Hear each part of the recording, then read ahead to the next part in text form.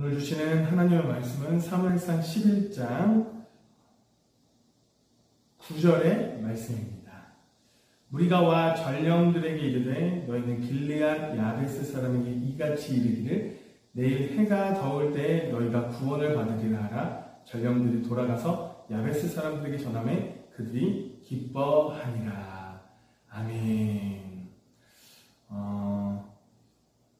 오늘 본문 이 사무엘상 11장에는요, 이 암몬 족속과의 전쟁에서 암몬 족속의 군대가 야베스 거주민을 포위하게 된 배경을 가지고 있습니다.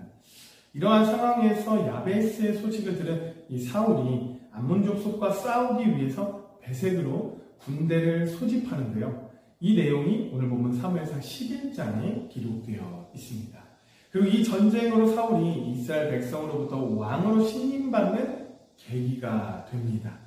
오늘 이 사울이 이 암몬 족속과의 전쟁을 선포하는 장면을 통해서 우리에게 주는 메시지가 무엇인지 함께 살펴보며 은혜를 나누고자 합니다.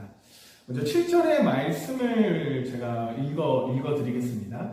한 결의의 소를 잡아 각을 뜨고 전령들의 손으로 그것을 이스라엘 모든 지역에 두루 보내어 이르되 누구든지 나와서 사울과 사무엘을 따르지 아니하며 그의 소들도 이와 같이 하리라 하였더니 여호와의 두려움이 백성에게 임하매 그들이 한 사람같이 나온지라.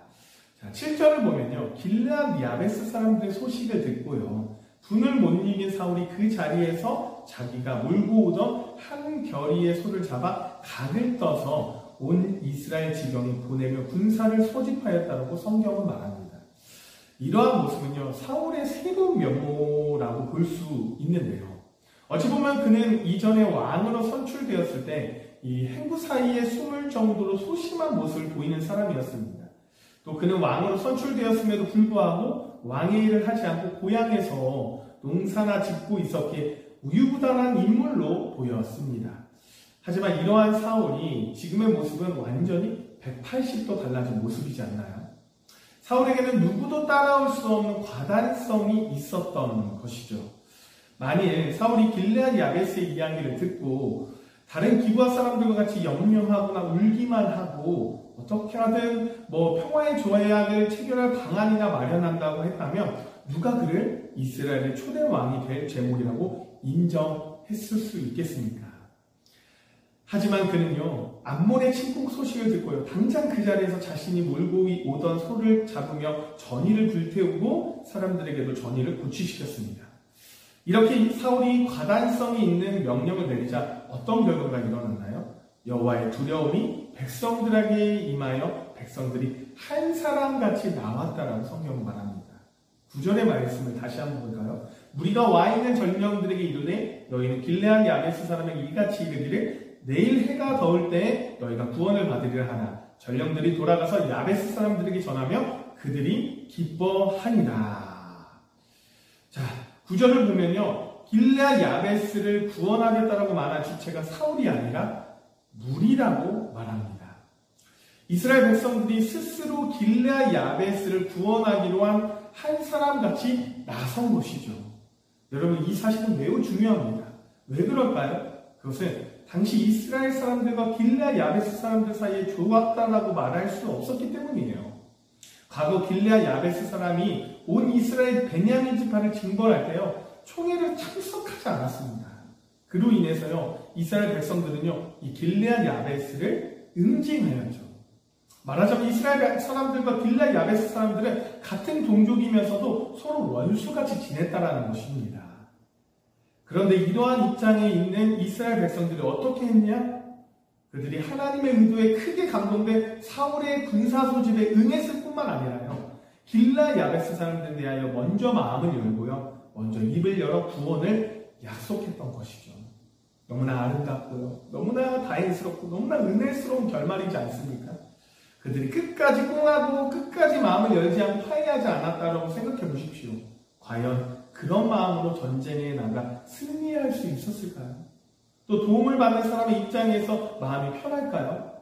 비록 먼저 하기 어려운 화해이지만 그들이 먼저 말을 걸고 도와주고 구원하겠다라고 약속했으니까 그들도 기꺼이 전쟁에 나가 싸워 이긴 것이고 또 도움받는 길르앗 야베스 사람들 입장에서도 마음 편하게 도움을 받을 수 있었던 것입니다.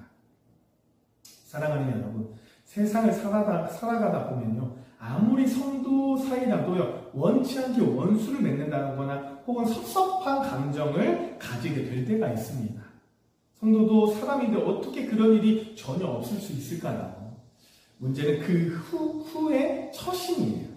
그런 상황에서 진정한 신앙이라면요, 잘잘못을 떠나서요, 먼저 가슴을 열고 먼저 화해의 말을 할 수 있어야 합니다. 물론 아직도 서먹한 관계에 있고 아직도 섭섭한 감정이 남아있는 상황에서 먼저 입을 뗀다라는 것이 그리 쉬운 일은 아니에요. 세상에 그것처럼 어려운 일도 없죠. 하지만 우리는 그것을 극복할 수 있어야 합니다. 여러분, 사도 바울의 모습을 보시기 바랍니다.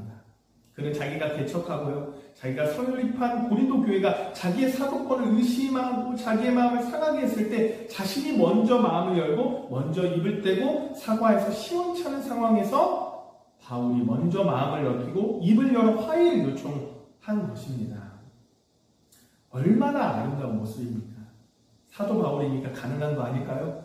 이렇게 말씀하시는 분도 있겠죠. 하지만 여러분, 사도 바울도 인간이고요, 우리도 인간입니다. 우리도 할 수 있고요, 또 마땅히 해야 할 모습입니다. 여러분, 성도가 무엇입니까? 거룩한 무리입니다. 바울도 성도이고 우리도 성도입니다. 이러한 우리가 바울과 같이 못할 이유가 없지 않을까라는 생각이 듭니다. 그러므로 여러분, 모두 이러한 아름다운 화해의 모습을 배울 수 있기를 바랍니다. 화해는 반드시 해를 입힌 쪽으로만 먼저 하는 것이 아닙니다. 오히려 해를 당한 사람이 먼저 용서하는 말, 따뜻한 말을 하게 될 때 더 깊은 화해와 교제 속으로 들어갈 수 있는 것입니다. 그러므로 언제든지 먼저 가슴을 내밀고 먼저 화해와 용서의 악수를 청하는 여기 모인 저와 여러분이 되기를 소망합니다. 오늘도 우리 삶에 이런 일들이 일어날 것입니다. 그럴 때일수록 더 오늘의 말씀을 되새기며 살아가는 거룩한 하루가 되기를 소망합니다. 기도하겠습니다. 사랑이 충만하신 하나님 아버지, 하루의 첫 시간을 주님께 드리며 예배하게 하신 너무나도 감사합니다. 주님이 우리에게 말씀하신 용서가 우리 삶에 매번 일어나게 하여 주시옵소서. 그리고 어떠한 경우에도 관계를 망치지 않도록 우리에게 넓은 마음을 허락하여 주시고 예수님의 마음을 가지고 살아가는 거룩한 주의 백성 될 수 있도록 우리와 함께하여 주시옵소서. 이 모든 말씀 예수 그리스도의 이름으로 기도드립니다. 아멘.